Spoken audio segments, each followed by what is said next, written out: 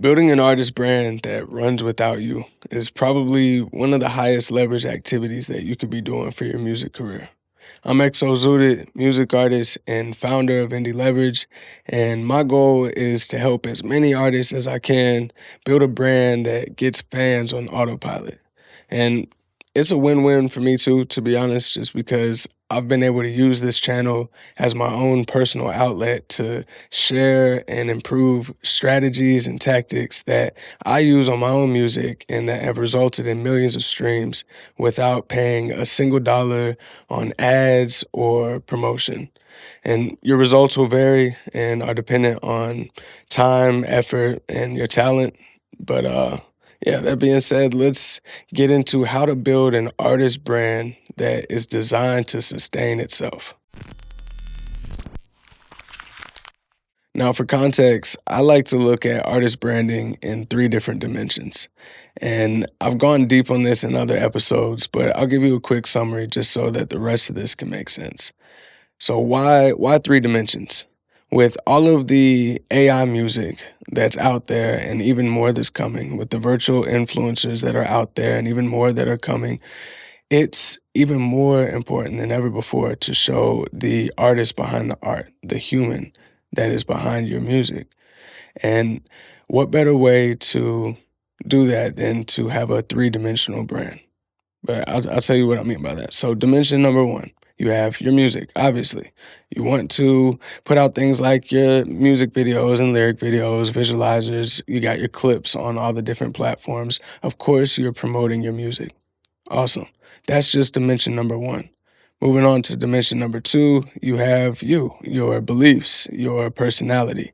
You can showcase this by doing podcasts or, you can go live, any way where you can actually showcase who you are as a person. The third dimension is going to be things that you like to do outside of music. And that doesn't have to necessarily be an activity, but it has to be some sort of thing that is not music related. So this can be like a sport. This can be another hobby. This can be whatever, fill in the blank.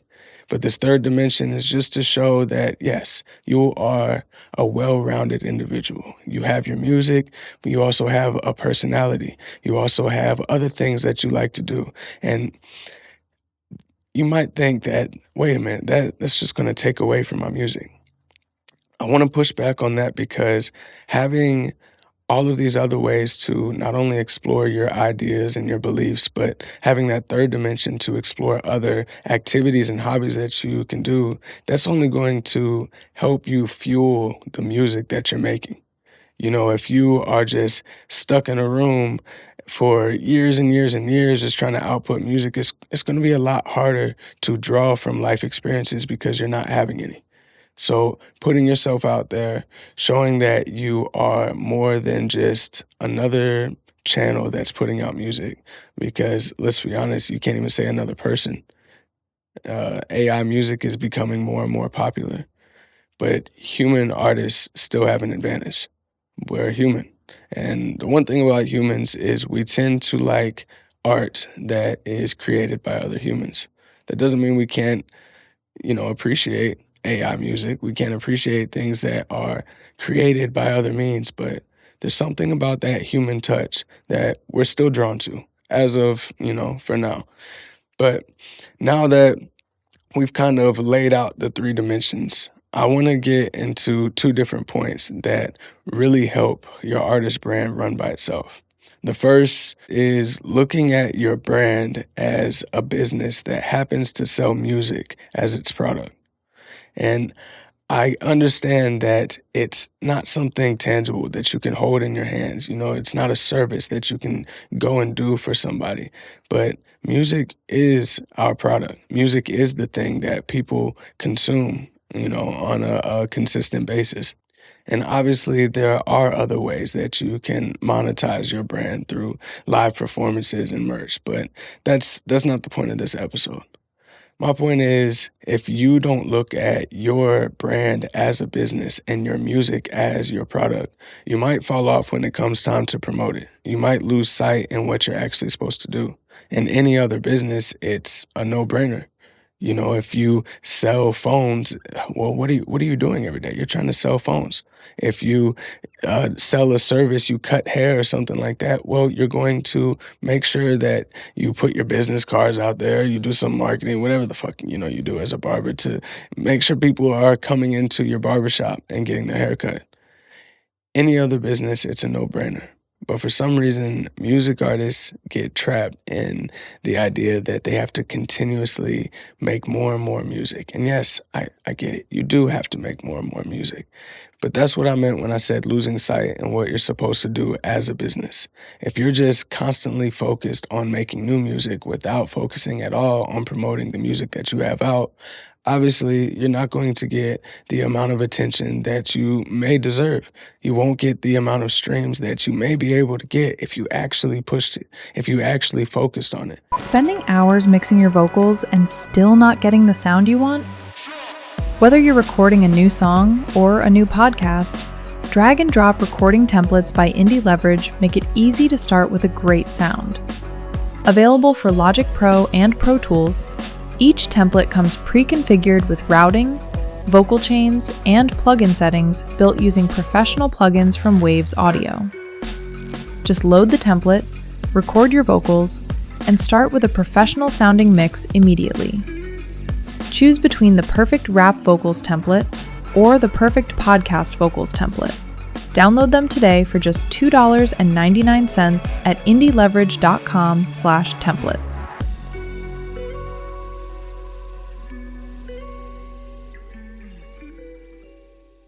So once you're able to look at your brand as a business that sells music as a product, the next step is to start creating content that funnels into more pieces of content that you make.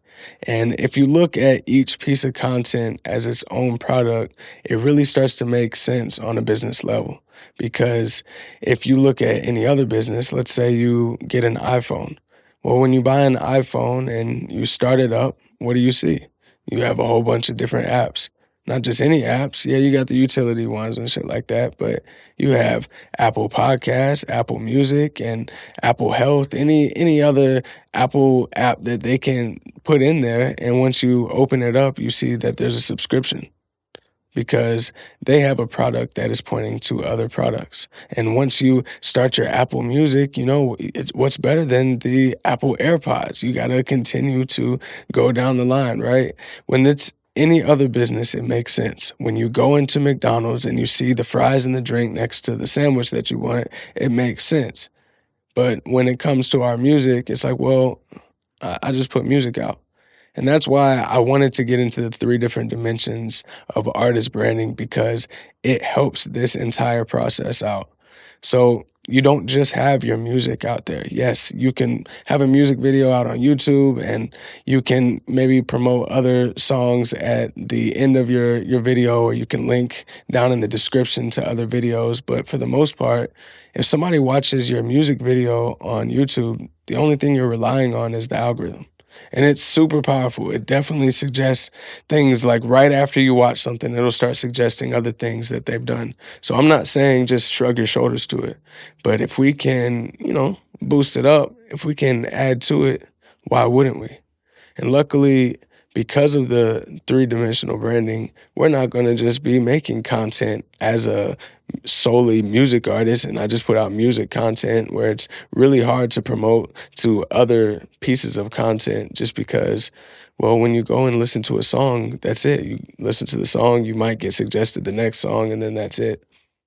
But what if we could expand that? What if we could point to more and more products and get people deeper and deeper into our world every single time that they consumed more content? So let's take the second dimension. Let's say you have your own podcast and you put out episodes. Other than naturally in conversation bringing up things as an artist, because let's say somebody comes across your channel for the first time, not even knowing you're an artist, and they just see a really cool episode that you put out. Well, if you naturally bring up in conversation that, when I was in the studio, when I was whatever, just shit that insinuates that you're a music artist, those are things that be like, oh, they make music. I'm curious to hear what it sounds like. That automatically is going to help. But other than that, what do you see if you watch podcasts, other than this one? What do you see when you watch any other podcast? For the most part, especially like the big ones, for the most part, they have sponsors. And they will interrupt their podcast and they'll promote the sponsor real quick. They got paid. Cool. Well, we're a business. I understand if you're just a podcaster why you would get sponsored by, another business that has another product that you could make some money off of. That's smart. That's a smart way to expand your revenue. But because we are a business that is putting out content, it makes it a lot simpler because we could just sponsor ourselves. So you can interrupt your own episodes and promote your own music. You can do a quick ad read, whatever you want to actually make it seem like a nice little advertisement for your song. You can actually just not say anything and just play the music and then have text on the screen where, whatever you want to say. My point is the fact that we're able to sponsor ourselves is a huge advantage that a lot of artists aren't taking advantage of. And you'll see this if you look up like a business that has a podcast on YouTube. If they have their own specific podcast on their business channel, 9 times out of 10, if they end up doing an ad read, it's for like the app that they have or the new course that they're selling or some shit like that. They're promoting themselves. And sometimes I guess people might look at that as cringy, like, oh, just somebody just selling stuff. Well, the good news is, like, it's an advertisement, but it's you get to take a break from your podcast episode just to play your music. That's pretty fire. That's not like a typical advertisement that you're gonna see. Where it's like, oh God, I gotta listen to their good song. Where it's like, you know what I mean? It's a nice little break. Maybe that's just an optimistic way of looking at it, from the perspective of a music artist. But I feel like it's different.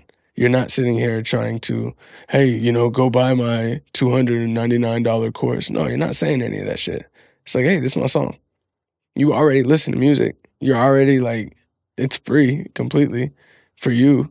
If you want to go listen on YouTube, whatever, get a free Spotify account, whatever you're already doing, like it integrates so easily into what you're already doing. And for your third dimension, I've been kind of vague as far as how you portray what you do in your third dimension. Let's say you like basketball. I mean, it's not one of those things where you have to have a set in stone segment specifically about basketball. I mean, you can, you know what I'm saying? Like, do whatever you want. But it literally could just be, what if you did one of your podcast episodes in between taking shots or some shit? Like, you literally could just integrate things how you want. I would hate to give a set in stone piece of instructions to somebody that I can only assume is a creative. If you're a music artist, you have that creative bone. You got to use that shit. So if you are if skateboarding is your thing, I feel like I always use that example, but if skateboarding is your thing, then you could do one of those like skateboarding videos or whatever, and then just have your music playing in the background. I said you could do a podcast episode while doing the basketball, and then you can still have an advertisement read that's pointing to your music. You can have all of these things pointing to one another. And in fact, some of the times you can have all three inside of one. All three meaning all three dimensions.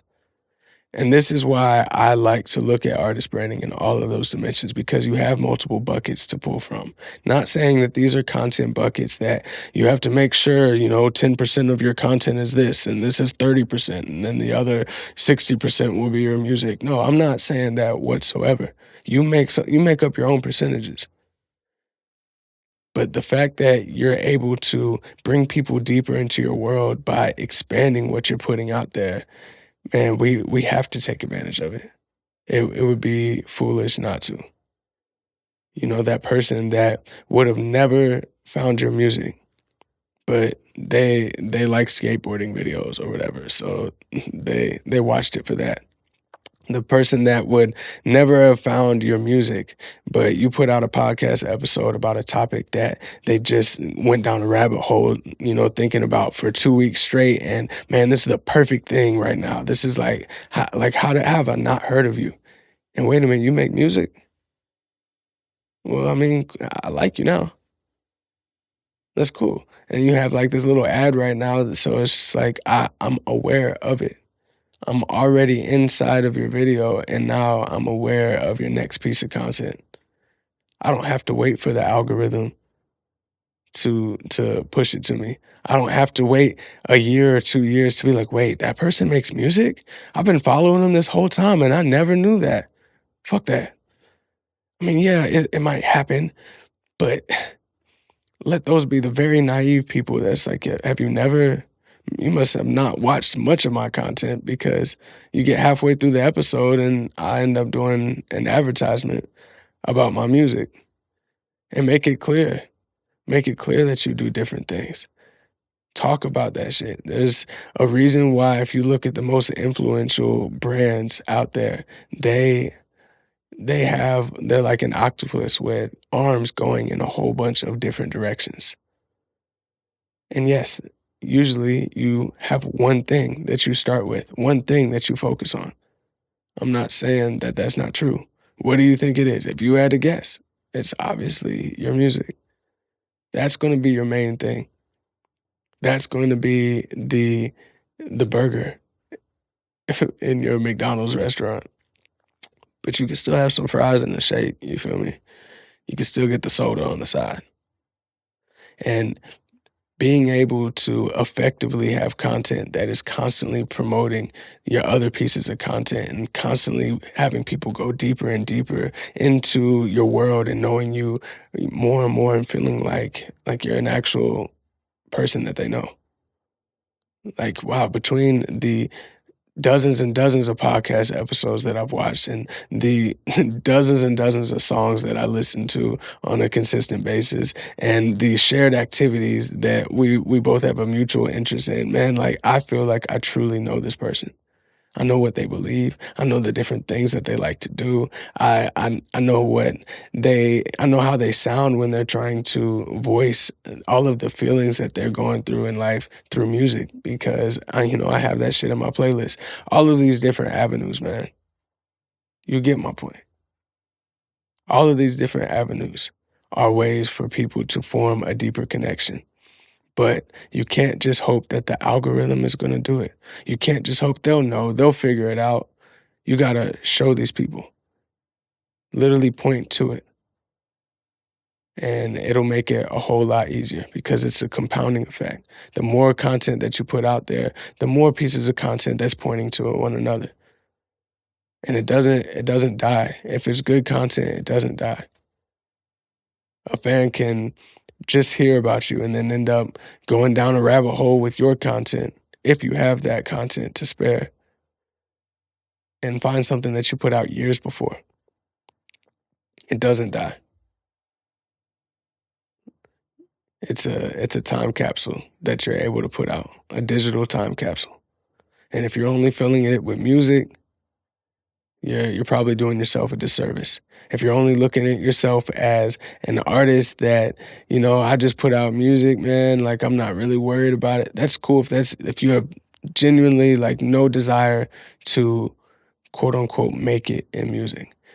But if you want to turn this into some sort of part-time or full-time income, if you want to actually go full-time as an artist, if you see yourself touring, if you see yourself not having to work a 9 to 5 and now all I have to do is make music, and that not only pays my bills, but it helps with generational wealth, and it helps me start things for my family and blase, and the dream, the American dream, all of that good stuff. If that's you have to look at your brand as a business. You have to look at your music as a product, your other pieces of content as products, each of your products pointing to each other. You have to have that iPhone with all the apps inside that's pointing to all the other things that you can do just to make you a deeper and deeper Apple consumer. Do that, just, for your music.